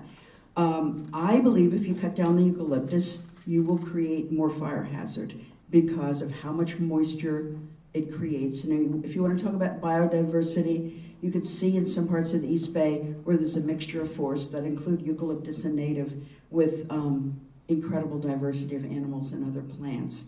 The eagles, the raptors, hummingbirds, monarch butterflies, many, many animals use eucalyptus. You can see it if you can shake your head, but you can go and see it. The situation here is very different than in Australia also, because we have fog coming in off the ocean, which means that the tall trees like eucalyptus bring down moisture that helps prevent fire. But my understanding is the 91 fire happened primarily because there had been a fire, it had not been put out properly. No fire should ever be left to smolder for hours and until the next day, especially during high winds. From what I've been reading and hearing, embers on roofs, they don't come from eucalyptus 2 miles. The most flammable tree we have in the Bay Area is the bay tree, the California bay, which is why East Bay mud cuts them down in certain areas. But we can debate on and on about this. I don't have much time. My other concern is I get off the freeway on 35th Avenue off 580, and there is a pile that's been there for months of a dead tree with branches, incredibly flammable, and it's never going to go away because nobody's going to remove it. The biggest amount of deaths in fire were at that building in the flatlands, and there's fires all the time happening. I'm hearing fireworks every night. They don't seem to be being stopped for any reason. When that gets more dangerous is when the people come up into the hills, and when you don't have thinning, and there isn't any worry about fire ladders because the forest, except for the trails, are as dense as possible, you're not going to have people going off trail doing fireworks and starting fires, because besides most of the fires being in the grasslands, they're also started by arson. So that's another issue where we can prevent fires. But I think vilifying eucalyptus is the wrong way to go. Other parts of the country and other parts of the world, people treasure their trees. They're trying to add trees. Oakland and the East Bay is one of the only places that they seem to want to cut down trees. Broom is less of a problem, and so is coyote brush, which is more flammable than broom. If you have trees, if they're tall trees, those plants don't even grow. The more trees, the less grass, the less poison hemlock, the less thistles, all the plants that dry out and that get flammable, they just won't be there. So I think as many trees as we can get, the taller the better. Another issue also in terms of money in Oakland is landslides. And I can see in some hill areas in Oakland where people have cut everything down because of what the rules are. And you can see when the next rain comes, the hill's going to go, the house is going to go right on the edge. There's a lot of that. People have no idea. Partly, some because they've just bought houses recently, some because they have never denuded their land like that. But all the trees and plants hold the hills together, including the eucalyptus. Thank you, Bev. Is that it? Just want to say one more quick thing. A lot of the stuff I was hearing didn't make sense. There is not bracken fernal over the hills. I never see it. I don't see Artemisia californica, which is the California sagebrush. I'm not sure what was being talked about I mean, I could talk with people about that later, but that's not what I'm seeing up there. Okay, thank you. Steve Hansen, then we have Beth Wurzberg, and then Marla Schmally. Hi, Steve. Hi, I'm going to try to make this quick. I'm an ex-board member of the Wildfire Prevention Assessment District, which just ends tomorrow, actually, officially. And also, I'm a member of the board of the North Hills Community Association. Your issue about 3% people living in Berkeley, you might check that because some of us have Berkeley addresses even though we live in Oakland, and so that's just an issue. I'm in District 1, but the Wildfire Prevention Assessment District has been working really hard because, as you know, the funding went away as of tomorrow, and the reason it was in existence for a couple of years longer than the actual district funding was because there was money left over that we wanted to make sure got spent in terms of controlling the city's properties and doing the vegetation management necessary. But we've been working very hard in our last month or two to make sure the city council knows that that problem doesn't go away. You still have to manage the vegetation. And so we've been trying to make sure the city budgets at least $1.2 million a year to do the actual work that's necessary to keep that vegetation from becoming flammable, and it is flammable, to make sure it's controlled. And we think we're successful. I know we went to the budget meetings, even though the last one ended in the actual council had to adjourn itself. So we've been working very hard to do that. We are not recommending, however, that the vegetation, that as we've already said, the WPAD be started again without the benefit of a plan. So we want this plan because we understand it's scientific. It will provide all of the information we need in terms of making those decisions. And for the same purpose, it's going to be scientifically based, and so decisions can be made based on that, plus the fact that there will be a CEQA document, and we hope the CEQA document will be enough information so that if we go after additional funding to do a vegetation management plan from FEMA, that we will not have a problem with that. And that's something that we have to make sure happens here. So anyway, that's the end of my comments. Thanks, Steve. Beth Worsberg, Marla Schmally, and then we have Martin Maturasi. Hi, Beth. Hi, I'm Beth Worsberg. Sorry, too close. I have a few basically questions and comments about what's going to be happening in the future. We're really lucky in California to live in a place with such great biodiversity. It's globally recognized. It's a hot spot. It's really important, and it's up to us to be the stewards of this great resource that we have. So what I would like to ask is that we have a number of federally, state, and locally rare plants and plant communities here. And I want to know how they're going to be mapped. Is there going to be a biologist doing careful mapping and finding out where these plants are? Because even though we know where some of them are now, they're still not being properly cared for during fire season. For example, there's some Clarkias up here that are super rare. Karen can tell you about them. And they get mowed down every year before they go to seed. So all we're really doing is depleting the seed bank. And they're not really a big fire threat, so let's not do that. Let's think about this carefully. The second question is that if you're going to be opening up areas to decrease the fuel load, you got to think about what's going to move in there. We don't want to increase fire risk by having weedy grasses and annual weeds moving in. So, as a follow-up to that, what kind of funding is there for following up on these areas that have been cleared? Is there funding for 1 year, 2 years, 5 years, 10 years? How are you going to make sure we're not creating a larger problem? Fourth point, Phytophthora is a big problem right now in the hills. And there are a number of Phytophthora we have to worry about. So there are going to need to be protocols put in place, and there are different times a year when you can and can't work to stop, to at least prevent the spread of it or slow it down. I have a question like, what are the priorities going to be for what are the criteria for establishing high priority treatment areas? So I'd like to know what those are.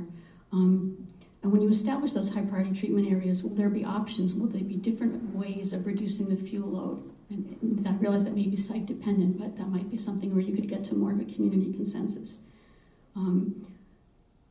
If the goal is to reduce vegetation, again, how do you decide what to remove?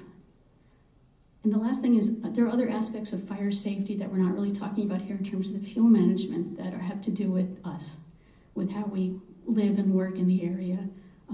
We park on narrow roads and you can't get 2 cars through, even though this has been in the fire reports in the past, and it was a problem during the fire, and I still see it again happening in the hills. On my street, we don't have curbs, but we have fire hydrants, and people park in front of them.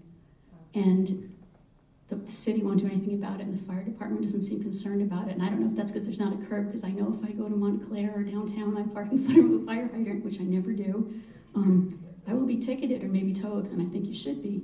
So I think there are other human activities that we do that we need to monitor as well. It's not just the plants that are the problem. Our homes are the biggest fuel in the area. So I guess that's the last I want to say. Thank you. Thank you, Beth. I don't think that we're in a position at this early stage to answer any of the questions except for maybe the federal and state rare plants. I think the answer is that yes, they will be mapped. But I've written your questions down, and we'll try to get to those as we've developed the plan. Hi, Marla. Then we have Martin Maturasi and then Karen Paul Sell. Okay, so the first point I want to make is in terms of preventing fires in the hills or reducing fire risk. I would say there is no science. There is none. And the reason I say that is because I was at a meeting talking about a new fire person. I won't say which side of the aisle it came from, but somebody asked me, Marla, would you be willing to go what the decision is about the trees if you saw the science? Would you follow the science? And before I could answer, somebody popped up and said, we know the science. We don't have to do that. Okay? But that response could have come from either side of the argument, because we've got experts everywhere. Let me give you some examples. I read something in an official thing very early after the fire that the embers went 150 yards to cause fire, and maybe even 200 yards. I've since then heard a mile. I heard today 2 miles. I've heard them say that things went to San Francisco. I'm sure debris got in the winds. I doubt very much anything was alive. Okay, let me take another example. One of the arguments is if you got a eucalyptus tree, underneath the tree, nothing will grow, it destroys the soil. You have another argument by the same side of the aisle. If you have a eucalyptus tree and you cut them all down, don't worry, it'll be bare, because there's things in the understory, native things, and those will all grow up. They're there waiting to grow. Which is it? Okay, so the result of there not being a science, and the reason there's not a science is because we cannot take these exact circumstances and duplicate them and try and have control groups. Can't do that. So we come up with things. Oh, there's this many tons of trees in an acre. There's this many tons of grass. That's true. So what in terms of preventing fire? So what I would say is that I really hope that you look at what you are doing and try to understand what really makes sense. There's a lot of myth and a lot of claims. I see some on both sides, to be perfectly honest, that are not probably very substantial. There are others that are very substantial. How much difference does the fog drift make? What happens where they've thinned the trees in the East Bay Park? What grows under there? We haven't seen that. Let's go look at it and see what actually grows. What about the winds? How different are they after areas have been cleared? And I also wonder, I think in mapping the biology or whatever else you map, you really should try to map the winds. Because a lot of times I see trees have been attacked or taken down, and I look at them and I say, why those out of all the trees? And I try to understand, and the only excuse I could think would be if that was a wind tunnel, but I don't know that it is. And I look and say, why are these particular ones dangerous? Why did they just had an opportunity. So that's the first point I want to make, is we do not have a hard science. Therefore, this plan really has to have people looking at the effects of what we have done, of what we see, and evaluating the statements that are made. How much difference does it make? Let's go out and see how it looks where there's fog drip and where there isn't in August. Okay. Second point, in terms of fear of fire, I think, anybody has to say we don't want fires and all that, but this keeps getting stoked up. And one of the ways it gets stoked up, I heard a member of the board of directors last night, a couple nights ago, talking about how to get money on their next bond coming up. And somebody said public safety was a reason, and she said, no, fire safety, that's what'll get the money. So I think in trying to get money, whether it's for another fire district here or whatever, everybody stokes up this fear of fire, and it gets totally out of control. I mean, we could have the same fire about going out on the highways. We could have the same fire about the fear about things that we eat, or about not exercising or anything else, but it gets stoked up. And I think we should be very careful in wanting to raise money for a district, not to do it based on, you gotta do this because there's this incredible risk of fire and it's gonna happen any minute and nothing has happened to it. Nothing's happened since 1991. The conditions are twice as worse, okay? Things have been done, we need to do them, but Thank you, Marla. not to stoke that We up. gotta wrap up now. Okay, I have a couple of questions. In terms of ISIS asking or whatever, actually just in terms of your report, it was hard for me because I know those 3 areas very well that you showed, and I'm aware of them. I walk up there and I look, and I see that you say they're an area, and I see what's there, but I wonder, what would you like to do there and why? Or I know you haven't decided yet, but what are you thinking? What might be done there? Okay, and so I walk away feeling like I haven't really heard anything that I didn't know before, that those are areas, Shepherd Canyon, whatever. Okay. Thank you, Marla. So the next time, just as a reminder for everyone, we come back to you, we will have more detail, but we didn't want to come and drop a plan on you without coming back again and presenting the outline and some of our biological methodologies. So, hi, Martin. Hi, Martin Madarasi, former Wildfire Prevention Board member and ex-city staff. I've worked in all these park areas that are being surveyed now over the last 30 years, and still work there now as working for one of the goat companies. But I want to follow up with what Marla just mentioned. The crux of the matter is what do you recommend to do and why in each of these city park areas? And I urge you to as Marla was asking, what do you think? What's the scientific basis? References on those scientific studies that have been done that help you draw these conclusions and help you prioritize. Everybody wants to know what's going to be done near their house and how it's going to be done and why it's being done and how much is it going to cost. And those basic questions take a lot of background information to provide. So don't be afraid to put together a huge plan. We don't have to print it all, so it wouldn't cost that much to look it up electronically. We have a crowd here that, these are all familiar faces to me now. And they're not afraid to pick up a big book or read a lot of electronic information. And they're avid readers, there are writers here among us, so you have an audience and we're ready for what you're preparing. We're ready for you. Thank you. Thanks, Martin. All right, Karen, hi. And then we have Barbara Kluger and James Callahan. Hi, Karen. I've been a volunteer with Friends of Sausal Creek since 2001, and Friends of Sausal Creek for over 20 years has been taking stewardship responsibility for the many, many parks in our watershed. One of the great things that we have is the permission to collect seeds and cuttings, to propagate in our nursery, and then we plant 2,000, 3,000, 5,000 native plants every winter because we never pay for irrigation. We learn a tremendous amount through that process about what the plants are in the watershed, and including the parts of Joaquin Miller Park that aren't in the watershed. We've gotten up to 271 native species. And this report, with its little pie, can tell you number of populations and population sizes. So I will share this with you electronically. The other thing I've got is a map of the rare plants of the watershed. So what does Friends of Sausal Creek care about in this process? First of all, is protecting the rare plants species from extirpation in the watershed or serious reductions in population size.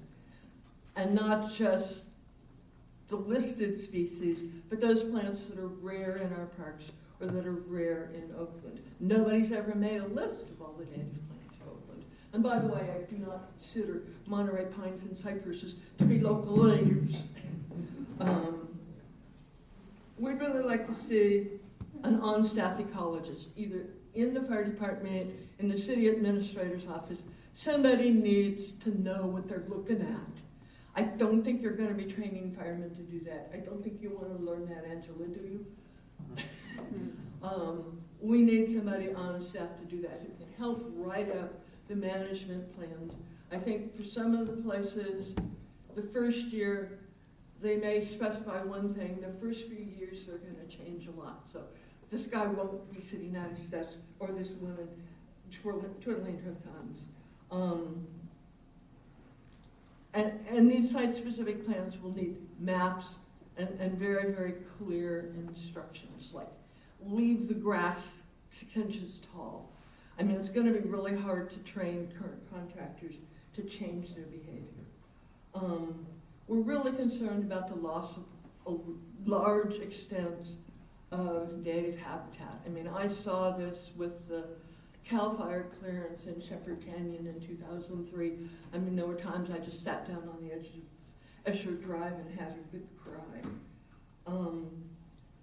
And as someone mentioned earlier, converting grasslands that are part native grassland and part invasive annual grasses, or some of our scrublands, converting those into wastelands of thistles and broom, because we've seen this happen over and over. One of the things we've done working with the goat grazing contractor, I just really realized that this was effective. You try to say, okay, let's save this patch of yam pine, let's save this patch of another plant, because they haven't even bloomed yet. What you're doing is saving species for the late season pollinators, the third or fourth or fifth flight of butterflies during the year. So, you know, it's like an extra payoff. Not only do we get to save the seeds, but we get to produce more butterflies. And sites that have native plants, we need to maintain the seeds and healthy root stocks to replenish native plants after grazing or after clearing. We're really concerned about compliance with the Oakland Creek Ordinance and the erosion sensitive clearance, even around those tiny little ephemeral creeks that are completely gone by May. They're completely gone now, but they're still creeks. You know, you have to go in, the USGS doesn't plot these for you. You have to go in with your topo map and draw them with thin blue lines on your maps. I've done that for our watershed if you would like to have it. You know, when you go to the park, you kind of want to be in a beautiful place. You don't want to be out in the middle of this ugly stubble. So the aesthetic values, which I guess the EIR will cover also, are really, really important. Thank you, Karen. And I just want to say that we've developed a really good working relationship with the goat grazing contractor, and I think that that could serve as a model. And I'll send you a sample map of that too. That can serve as a model for every place that goats are used in Oakland, because they can have a tremendous negative effect, and they're not choosy about whether it's a native or not. Thank you very much. Okay, Barbara Kluger, then we have James Callahan and Peter Roche. Hi, Barbara. I'm Barbara Kluger. I live down in the South Hills, and I'm somebody who has not been on the board of the WPAD, but I went to most of their meetings except for the last 6 months or so. So I do understand, and also I was on the ad hoc committee that started this process of getting a vegetation management plan. It's our vision for it, the committee that was part of the WPAD, has changed over time as it has become mixed in with the fire district and the city of Oakland, and now we have no control over it anymore, the people who started this out. One of our concerns that some other people have said a little about is the GIS. When we first put this idea together, we went and met with the tech team over at City of Oakland, the IT folks. And they said, while it's complicated because their software is disabled somewhat, it's not always, it can't always mesh with the things they need. Sometimes they do things in one kind of software and then they use a different kind for different things. One of the things that they understood that we needed, and I don't know if anyone has communicated this well to you folks, is that we want to have the GIS. You're going to be doing GIS stuff, I understand that, but we wanted to make it so it was completely accessible by computer to the public, and also that whenever, every year things grow and change, or maybe the mud washed away a section and something else came in. Things change over time, and the GIS system needs to be flexible enough to accommodate someone going in and saying, okay, this is not just and Oak Woodland, this is, there's been a change here.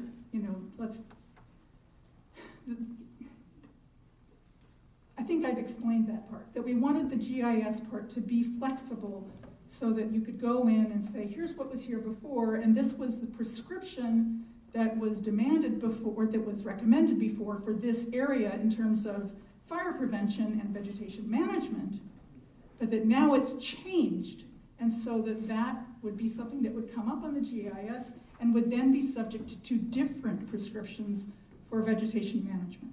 Is that something that anyone ever said to you guys? So we have heard that, yeah, and adaptive management is definitely part of the plan consideration, and I think that's a part of what you're saying here. So, Yes. Yep. I haven't spoken about this before out loud, so it's not easy for me to do.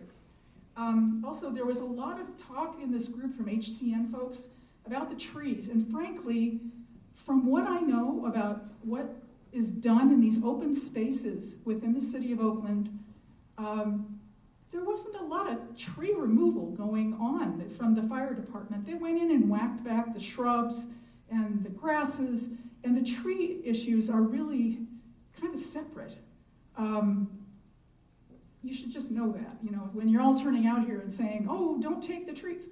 Most of what the city of Oakland does to maintain the vegetation for fire prevention, they're not cutting down trees. They're going out for the couple hours and maybe cutting some branches out of the way or getting some grasses, and that's about it. So that's one thing. Barbara, I'm sorry, I have several more people. Okay, We're I almost understand. at time. I will try to do very quickly on the rest. I wanted to mention that about the trees.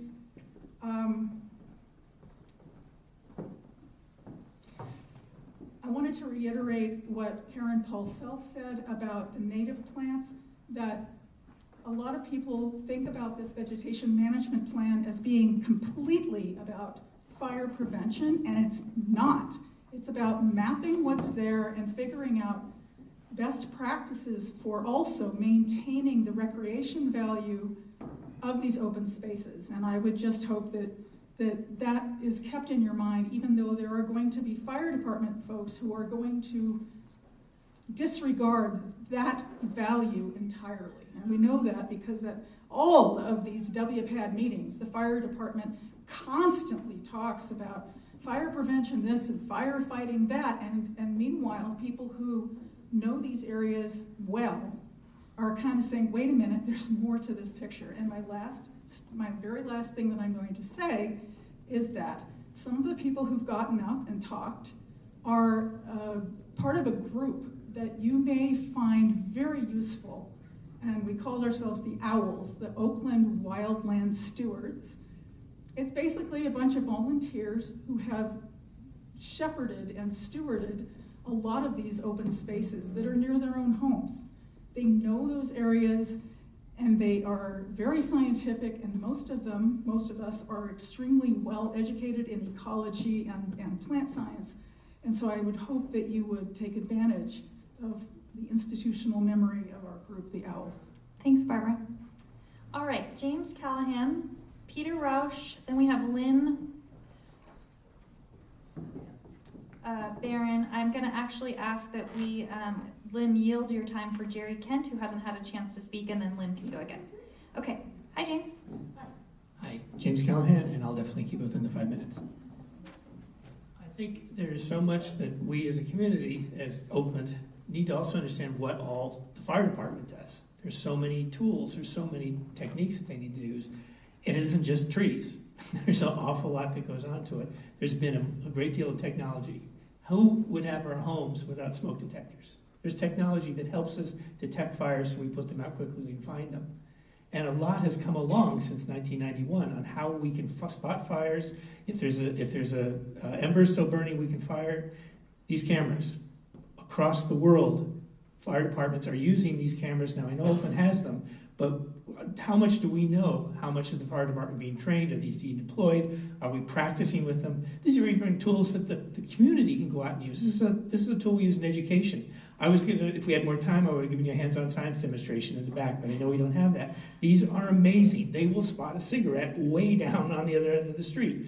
They can spot fires quickly. And on high fire days, you go out and you look for fires. When there's been a fire, you look all over the place.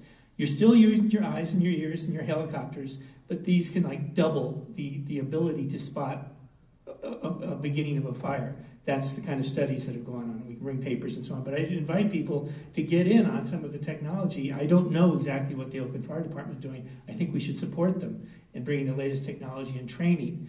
We are in a much better position than we were in 1991 to go after fires right away. Okay. The other quickly, I know that there is for some, one of the motivations when we do talk about trees is by cutting down eucalyptus and other locally non-native trees, that there's a thing of, well, that's a great chance for native restoration, and I support. I'm one who would like to see many more redwoods and coast live oak and other trees. But we also have to look at, if we broadly look at it, Oakland. This is not a city where that's not going to happen. That's just not going to happen. If we look at what's going on throughout our city, this is, unless the community does it, it is not a city that is supporting the planting of trees. Thousands of native trees are going down every year in Oakland due to drought that we could have prevented and saved the trees. We're not trailing them without permits. The developers are getting just free rein to cut down native trees. And I would invite, I'm among them, that for those of us who really care about native trees, the first one is protect those that we have. They're being cut down all over the place.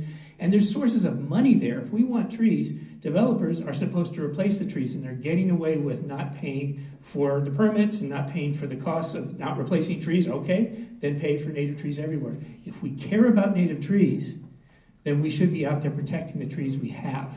Okay, and we should realize there are other cities in Oakland, in California, that are doing a good job. So I mean, it's possible to remove natives and put in, but Oakland, this is not a place that's going to happen. There's other cities that are protecting their trees. And I think it's also, we want to work, I feel we should work better together. I think we have a lot of good souls who come from some different points of view, but we're sort of getting divided up by trees.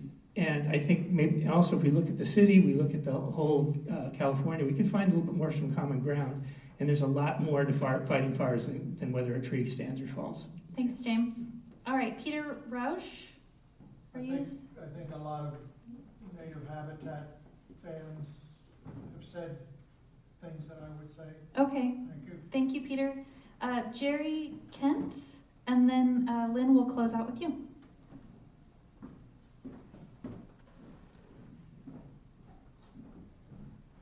Hi, Jerry. Hi, Rebecca. My name is Jerry Kent, and I'm representing the Claremont Canyon Conservancy tonight. Tim Wallace was supposed to be here then and tell you the Claremont Canyon Conservancy's view on fire history in the Oakland Hills. And as you can imagine, the Conservancy's views are different than some of the other views that you heard tonight.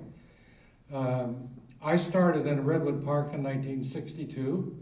The park has changed, and I've certainly changed during that time period. That was 65 years ago. So you're working on a moving target that's very difficult to pin down. You're doing the 6th formal plan here in the East Bay Hills. The prior 5, one of them didn't have any controversy. 4 were really involved in deep controversy for a number of issues. What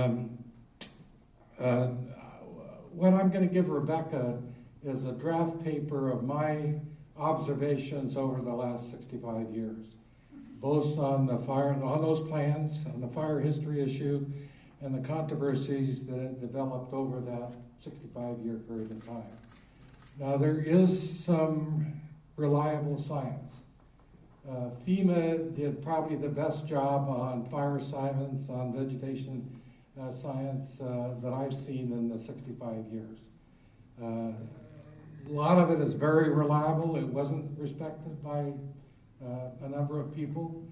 I hope you're not thinking that you can do a plan that doesn't have some controversy, because you can't solve the fire safety problem in the East Bay Hills without dealing with controversy and conflict. The hills are part of the CAL FIRE very high fire severity zone, both sides of the hills. The park side, the east side is basically all public parkland, and the west side is residential area that you're going to be dealing with. And it's not just the city parks that are issue, it's the whole residential areas. And in that draft plan, I've divided the different areas in the East Bay Hills into 5 different categories. I don't think you can talk about it just as an interface fire problem. It's much more complex than that. The 1991 fire was an intermix fire. And it happened, everybody's got different views about how it happened, but that's all been pretty well documented in numbers of reports. I was there at the 91 fire.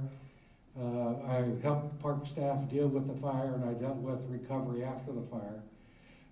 So you're dealing with a very complex political issue and vegetation management issue that I hope you're willing to step up to the plate and deal with it.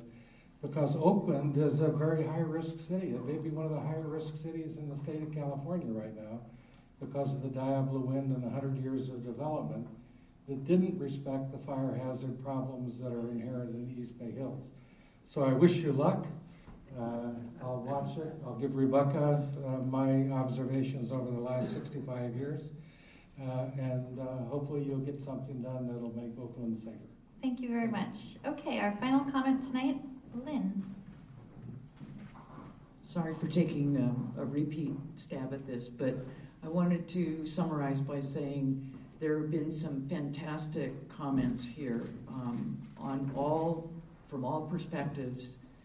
Some of the things that were said, you know, it's too bad that we didn't have more fire department officials here and we didn't have the city council listening here, because all of us have been talking about a subject that's much bigger than what this vegetation management plan is being contracted for. We're only dealing with 1,400 acres, folks, and everything else outside of that is either private property, and I would say that the homeowners, even in my neighborhood, are worse off than some of the city properties, or they belong to Caltrans. Somebody mentioned a big pile, a dead tree out on next to the freeway. That's Caltrans. So it's not all just the city of Oakland and the WPAD and the vegetation management plan that's all mixed up into taking care of fire safety in the city of Oakland. So it's only 1,400 acres.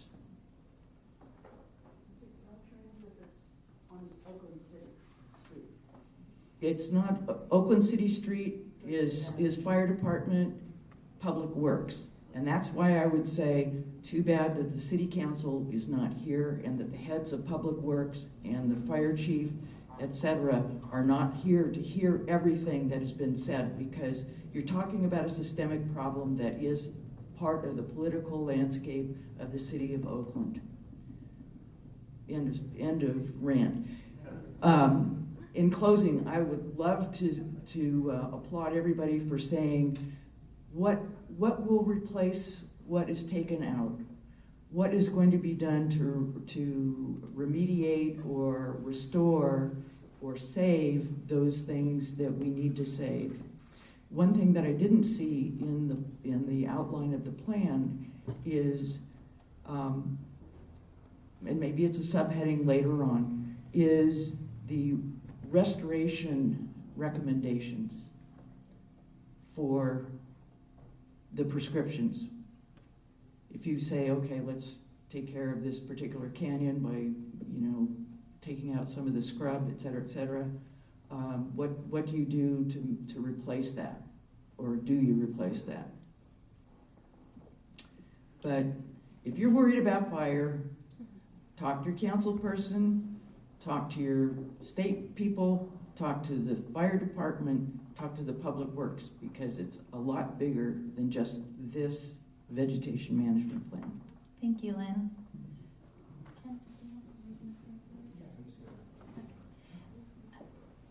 Just real quick, I just want to put this slide back up before Ken says a few closing comments. Just a reminder, this is how you can get in touch with us now. I do want to reach out individually to a few of you about your Nextdoor.com accounts and other ways that we can get more individuals and a more diverse group of people engaged. And I did want to acknowledge that the next set of public meetings, we will have a draft plan available, and we have been doing this more formal public meeting setup, but we're probably going to move in our next public meeting into more of a workshop setting where we can really talk one-on-one with you and go through more of the plan details. So with that, I'll turn it over to Ken. Yeah, thanks. Thanks, Rebecca, and thanks everyone for your comments. Very good comments tonight, and those help us. Going forward, one thing I did hear, there were a few comments that people wanted to see more. What are you doing? What are you doing at those sites? Point taken, that's what probably the next meeting is going to more focus on. Come back, we'll look at some of these sites and tell us, okay, what would be done at these sites? And we're just not there yet. Okay, and then just another thought to keep in mind is we're working with kind of these ecosystems that are very dynamic. Just over the course of the 2 hours that we're here, we've watched the fog come in, and the fire risk actually today has changed just in the course of this meeting time. And that's how dynamic these landscapes are. And we'll come back and meet in September, probably. We'll probably be at City Hall, and we'll be later in the summer, and it's going to be drier, and the fire risk is going to be hotter, there'll be less fog, and there'll be all those things. And that's the natural kind of cycle of events here. And so why I bring this up is when people say, well, I've seen this and I've seen that, I can go to any one of these places on any given day, it's going to be a little bit different. And so there needs to be some recognition of kind of just the dynamism that occurs in these settings. And a plan can't capture that. That's out the window here. That's what you experience when you're out there on site. A plan is really an approach that provides recommendations of how should we manage these areas to the best that we can. And that's what we're going to try and do. So again, we thank you very much for your comments. They were very good comments. We heard them. And we'll try and do our best, and we'll see you in a few months. And don't hesitate to send more questions or comments. Thanks, everyone. Drive safe tonight.